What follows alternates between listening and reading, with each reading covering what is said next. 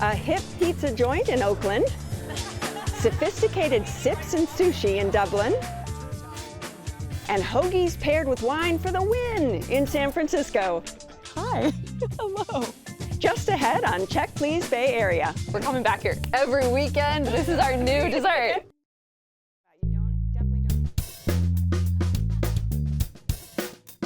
Hi, I'm Leslie Sabraco. Welcome to Check Please Bay Area, the show where regular Bay Area residents review and talk about their favorite restaurants. Now we have 3 guests and each one recommends one of their favorite spots and the other 2 go check them out to see what they think. Joining me at the Check Please table today are Enterprise Executive Eric Tran, Government Affairs Manager Deanna Volek, and Veterinary Technician Serena Dillon. Welcome, everyone. You ready for a show? Yes, All right. excited. We kick things off with Serena's go-to brunch spot. It's a lively sports bar that takes the concept of pizza for breakfast to a whole new level. Located in East Oakland, it's Philomena.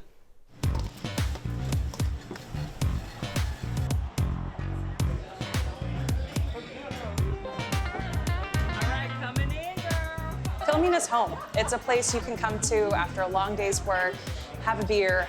It's stress-free, it's delicious, and it's fun. When I walk in the door here, I love that we have this nice open air. It's nice and light.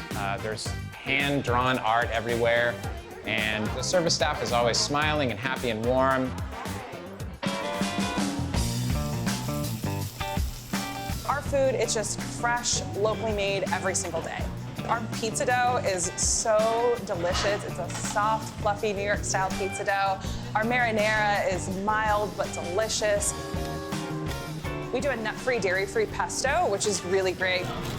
Our brunch pizzas are so hearty and they're so unusual because you don't go anywhere and find a brunch pizza on the menu. What's exciting about this place is our beer list changes all the time. Rico and Morgan, they do such a good job of curating our beer list and making sure it's hyper-local. Our demographic is truly Oakland, and that speaks for our staff as well. We all live here. We're all within the Oakland area. We're all, 5-10 minutes away from the restaurant, so we're always available to come in when it gets busy. It's personally my favorite place to come and watch a game. It's just such a comfortable place. It's like a clubhouse for the neighborhood, really. Okay, Serena, pizza for breakfast. Let's start there. It's something I've never tried before. And I discovered Philomena. I had just moved to Oakland and I actually lived about a block away from it. And one day I was looking for a great brunch spot and it was literally around the corner, so I popped in and I was like, pizza for breakfast? What? So I actually didn't try the pizza for breakfast my first time. So I actually started with the cinnamon swirl French toast. And I call that dish the 3 S's, sweet, salty, and satisfying. It's served to you with fresh strawberries and blueberries, a big old dollop of whipped cream, syrup on the side, and then dusted with powdered sugar. And you take a bite and you just get the sweet from the cinnamon sugar, salty from the French toast batter and the berries, and it fills you up for literally like the rest of the day. I brought my wife and our newborn 6 months old, and he was trying a lot of food, and I must say he was loving the syrup, and it was sweet. It hit the spot. And for us, we're not big on sweets, but we ate all of it. That was the first thing to go. So we started off with the garlic Thai chicken wings, which was so good. We ordered 6 and we should have ordered 12 because I was licking my fingers the whole time. And that we're the opposite, so we actually love sweets, but my husband always wants to eat dessert before the actual meal. So this time I let him eat the cinnamon swirl French toast. There's no calories that way. I don't know if you knew that. if you eat it first, then there's no calories. Well, I got the beignets because it was free on Yelp if you check in. So I was like, okay, I know we had French toast, but we're gonna make it special and do the beignets. And they were just pillowy, powdery pockets of deliciousness, and they had this ganache chocolate sauce that I wish I had saved the French toast to dip into the chocolate as well. So we ate that, and then we finished it, and then we ordered the blackberry bacon basil brunch pizza. Say that 3 times fast. I like bacon basil blackberry blackberry brunch pizza. Okay. And blackberry on pizza. It was really great with the ricotta and the mozzarella, and a brunch right on an easily accessible, edible thing. Oh yeah, so what I love is the Tuscan brunch pizza. So it's a garlic and herb crust with a cream sauce, Calabrian chilies, and it's finished with braised kale and shaved Parmesan and a baked egg right in the middle. Oh, yeah. And literally biting into it just tastes like biting into like a cheesy breadstick. It's just cheesy and salty and herby, and then you get like a fattiness from the egg yolk that just spills onto the crust, and it's perfect. You never would think it would work, but it works so well. Yeah. We were able to order some of the lunch meals, pizzas too. And one of the things that the server was kind enough to let us do was order half and half because we wanted to try multiple things.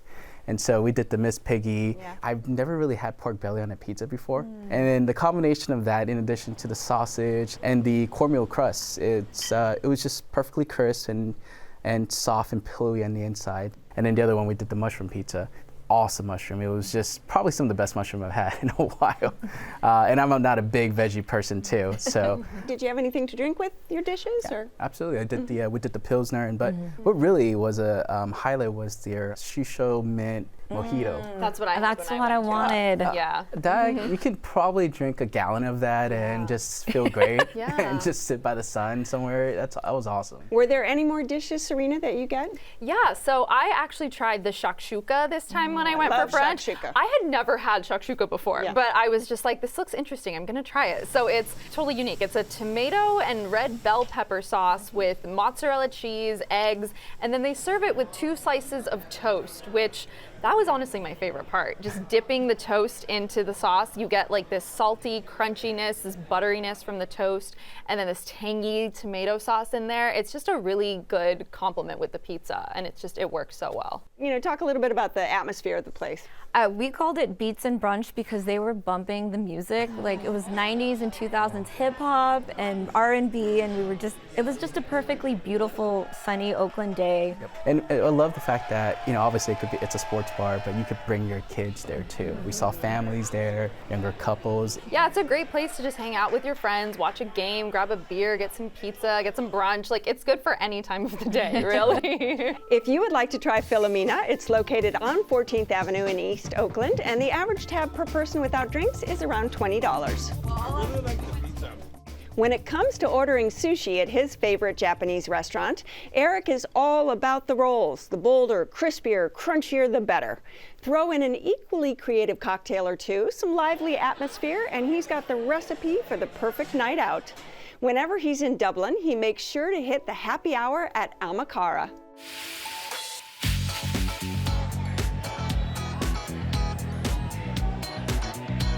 We are called Amakara, and the word Amakara in Japanese means sweet and spicy. Sweet and spicy food, sweet and spicy drinks, sweet and spicy personalities, sweet and spicy experiences. It's basically everything you get from the moment you walk through the door.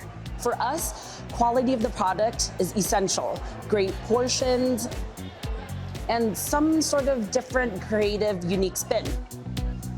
Our food comes from everywhere. We get salmon from Scotland. We get Japanese Hokkaido uni. We have fusion rolls like Italian Dragon, which is a super popular one. And then we have things like a clam ramen. We have a dry tossed maze ramen. So all the ingredients that we have here, some of the flavors that we already serve in our food, we bring back into the drinks. And the key ingredient for all of our drinks is using fresh citrus, because fresh citrus just kind of livens every beverage, right? So we commissioned this great mural from this really lovely artist. And so what we got was this really cool sumo wrestler. What's happening in the mural is you've got a whole community of little Japanese people, and they're all bringing him food. There's a little tempura shrimp coming up his leg. There's a Ferris wheel full of sushi rolls and nigiri pieces. And honestly, what you see in the mural, I feel like that's what we spend our day doing. They want to make him happy. They want to feed him. They want to make sure he's got food and drink for days, and that's what we do here. We want to make our customers happy. You come, you're going to be happy because we're going to give you all the food and drink you want. So Eric, tell me about your sushi preferences, because you said you like the rolls crunchier and crispier. You're not into the raw? When I'm feeling a little frisky, I will try some raw fish. Is there a certain roll that you go? Yeah. One of them is the Italian roll. It's a dragon roll, but on a bed of pesto, balsamic vinegar, and olive oil. It's just a confusion within your mouth, but it's a satisfying taste.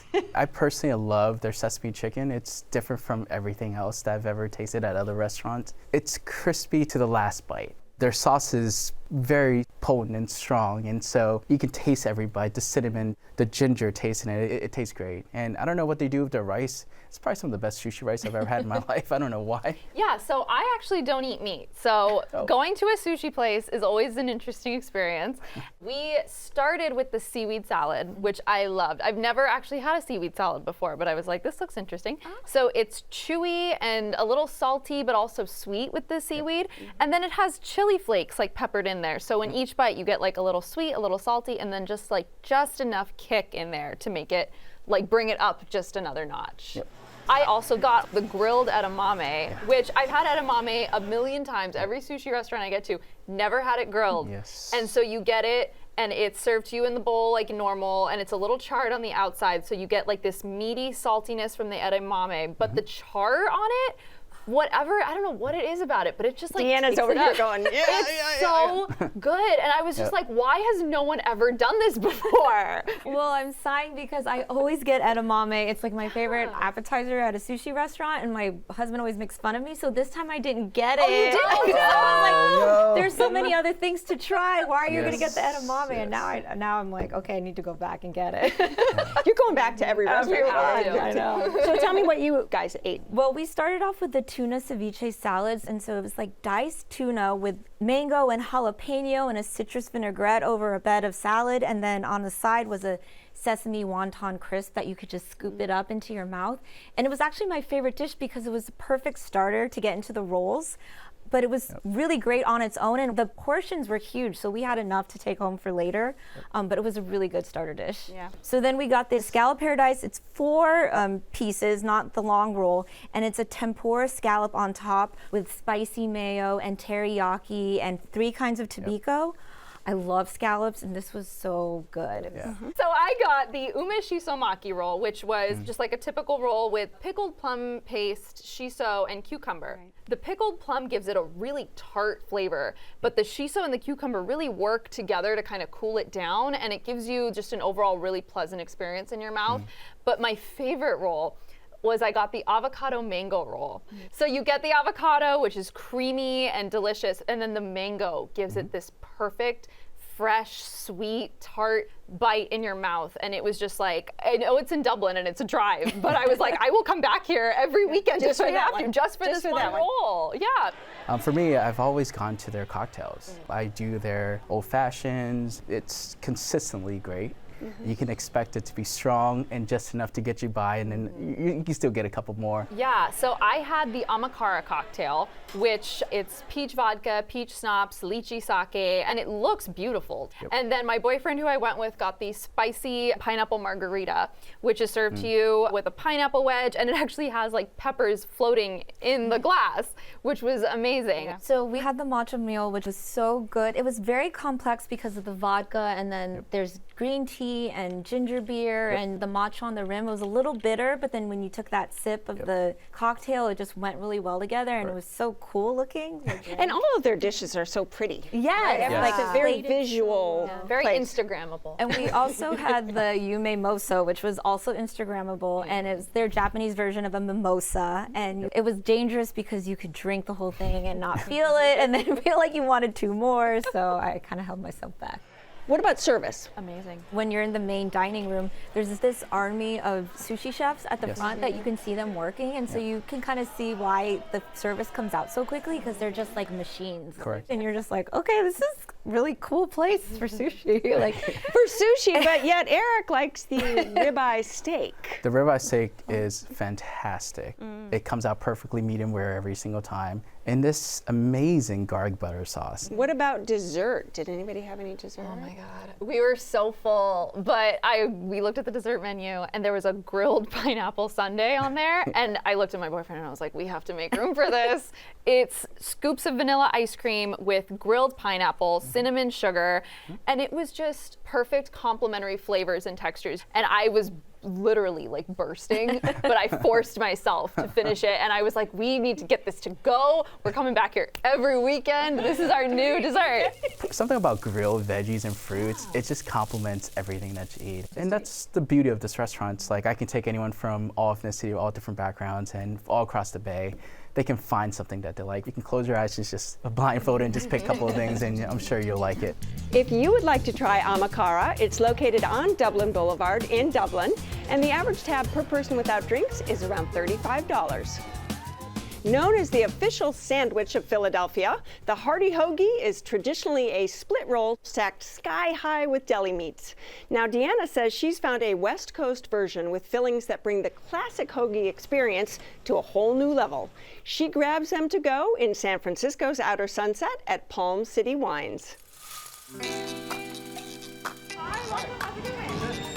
We really wanted to pay homage to the Outer Sunset.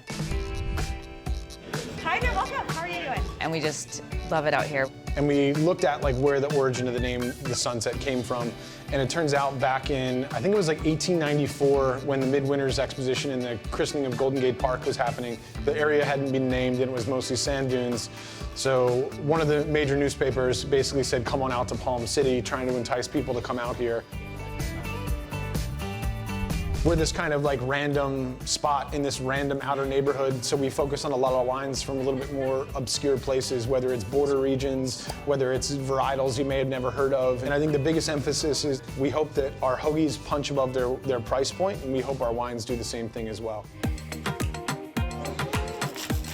2 Italians. The menu is definitely Philly inspired. It's a classic. But you wouldn't call us traditional. No, by no means are we traditional. We're in the Outer Sunset. We're still in San Francisco, so we definitely have to embrace that aspect of it.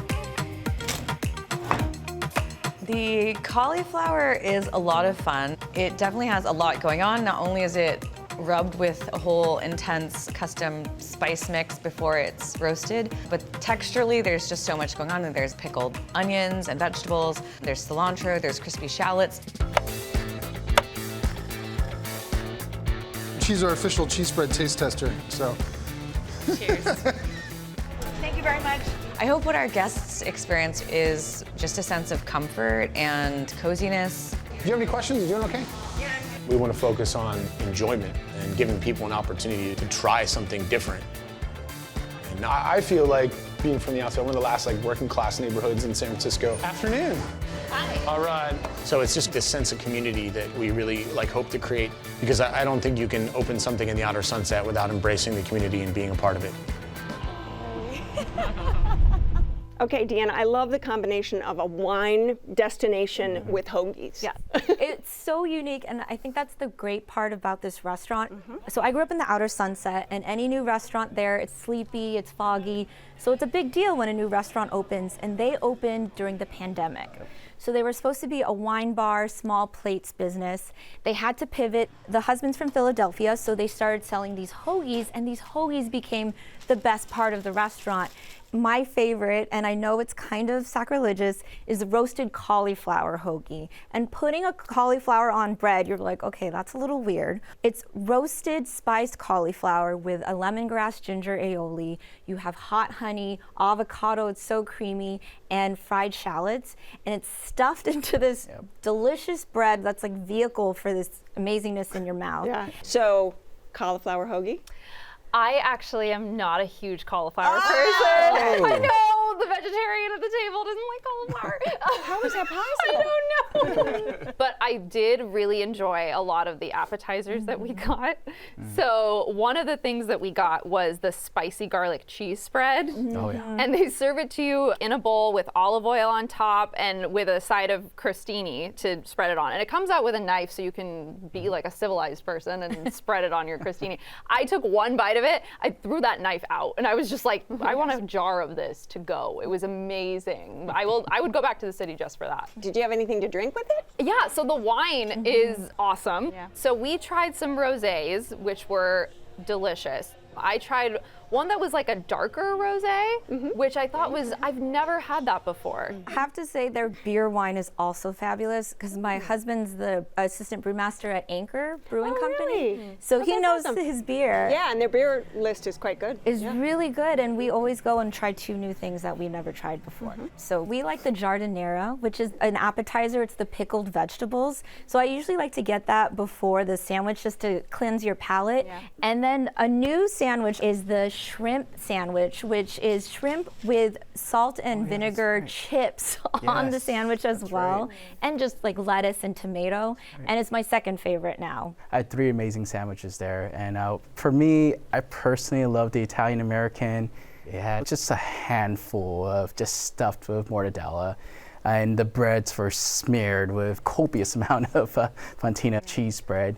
And in addition to their arugula and Parmesan salad that they put in, it was fantastic. It was a great bite of food. It was very satisfying. And then the beef sandwich was just perfectly soft. You know, it was dipped in the meat sauce, juice, and it softened the bread just perfectly enough where every bite was just really good. Oh, isn't that great? I grew up in that area, and I must say that's a hidden gem. We ordered the sandwiches and then we went over to the beach. That's where I grew up. I used to go there all the time to surf. And it was a cool moment where I had my son and the hoagie. I was like, I love you guys both at the same time. This is great. Then we also ordered the seasonal pie. Gosh, they were great. That pie. That pie was awesome. That pie right? was on point. So you smell it before it gets to you. Yes. Like your waiter is walking and you just smell like cinnamon, and we were like, this is it, it's coming. And it's got this crumbly topping. Yes, that's right. Yeah, and it's charred a little bit, and you bite into it and you get like the sweetness and kind of crunchiness from the crumble, and then inside it's like sweet from the strawberry, a little tart from the rhubarb. The only thing missing, I think, would have been like a big scoop of vanilla ice cream. I was just going to say that. That was the only thing that would have made it better, but we were like, we needed to take another one of these to go because it was delicious. My favorite part of the whole meal. So sandwiches, wine, and pie. Everything. What more do you need? Yeah. If you would like to try Palm City Wines, it's located on Irving Street in San Francisco, and the average tab per person is around $40. Perfect for a lovely day like today. And now, reporter Cecilia Phillips brings us more Bay Area bites you've just got to try. Anybody want to try a little bit of a raclette? All right. Hi. Hello. Nice to meet you. Karen, Valley Ford Cheese and Creamery, what a beautiful, picturesque place. Can you give me a brief history of how this place came to be? Well, my family immigrated here in the early 1900s and bought the property in 1918. And so we've been producing milk for over 100 years. And in 2006, I decided that maybe I'll put my mark on a cheese product. And that's where it all started. Hi, pretty girl. My brother, he wanted to be a dairy farmer since he was born. I grew up in the dairy industry, and so I found this interest in the manufacturing part of it. You can tell the parts of the year when my brother has the cows out on grass, you can see like the golden color in it. Nice. Isn't that gorgeous? Don't let me get in your way, if you will. Huh? The different milks make the cheeses react differently. So it's a great science project. So then we hoop the cheese curds into the cheese molds. And from the cheese molds, they go into the cheese press, where it is pressed to give the beautiful round shape and to expel the whey. And then from there, it actually goes into a brine tank the next morning where it is salted. And see, that is absolutely beautiful. And then they go right into the aging rooms. So this is our sterile gold. So that was our original cheese. And so they're aging in here up until 2.5 years. Kind of reminiscent of what my family still makes over in Switzerland. This is our Highway 1. You use a wire cutter on soft cheeses. Okay, here's the moment of truth. How pretty. It's a perfect melting cheese, so this is what we always use it in place of your traditional raclette. Look at that, just starting to brown the top. Look at that, it's like lava. Okay, what is better than melted cheese on top of a crostini? Cheers. Cheers. Takes on a whole new flavor once it's warm. Now we're just gonna put it on the grill. Here you go. Dear friend. There's just something about people enjoying food and the story that went with it. They were here, their kids will come back. And it doesn't get old. No, it doesn't get old. Just the cheese does. I have to thank my fantastic guests on this week's show. Eric Tran, lover of the innovative sushi rolls at Amakara in Dublin. Deanna Volek, who hits the beach with a bottle of wine and a hoagie from San Francisco's Palm City Wines. And Serena Dillon, who satisfies her sweet tooth with the cinnamon French toast at Philomena in East Oakland. Join us next time when 3 more guests will recommend their favorite spots right here on Check Please Bay Area. I'm Leslie Sabraco, and I'll see you then. Cheers, everyone. Cheers. Thanks for having us.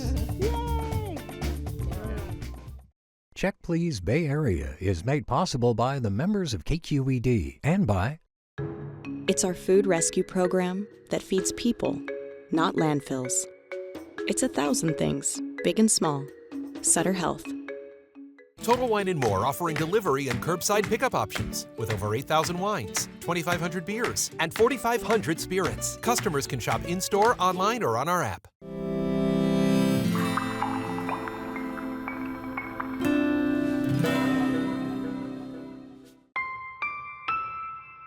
Fog Harbor Fish House is a local family-owned restaurant offering sweeping views of the San Francisco Bay. Fog Harbor serves fresh, 100% sustainable seafood featuring specialties including roasted shellfish platters, cioppino, and oysters. Located at Pier 39 in San Francisco, reserve at fogharbor.com. The Bay Area airport that's close and reliable. iFlyOAK.com. Cooking is the first kind of love you know. It was starting when I was a child, with my grandmother doing fresh pasta, and now I transmit it to all the guests. It's something made specially for them. Oceana Cruises, proud sponsor of Check Please Bay Area.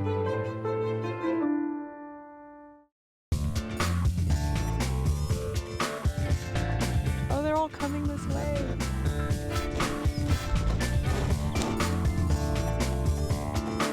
Our signature soft serve, vanilla and chocolate. I just can't believe the texture is like... Yeah, it's pretty creamy. There's no better way to finish after a meal of cheese than having some soft serve. Dairy overload, gotta love it. Yeah.